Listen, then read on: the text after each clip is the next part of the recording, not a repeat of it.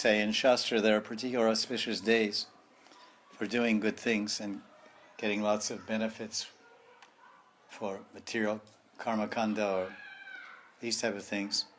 When you're giving charity and doing works, any good activities called sukriti, good deeds or good activities where you want to get some result or benefits. That's called karma kanda or karmic activities. So those the best days to do those type of things, to give charity, to donate money or cows or land or any kind of contributions and things, good things like that, are Amavasya, Purnima, Ekadasi, and Sankranti. These 5 days are told everywhere in Shastra. But for devotees, everything we're doing is bhakti, and bhakti is totally transcendental. And bhakti gives unlimited results every day, any day, all the time.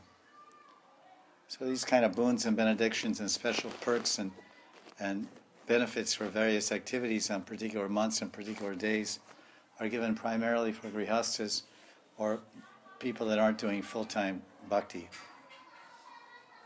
freelancers. But someone who's taken diksha from guru and basically living a life of devotion, every day is beneficial, every day is auspicious, every day is transcendental. Because we're not walking the path of karma, we're walking the path of love, bhakti.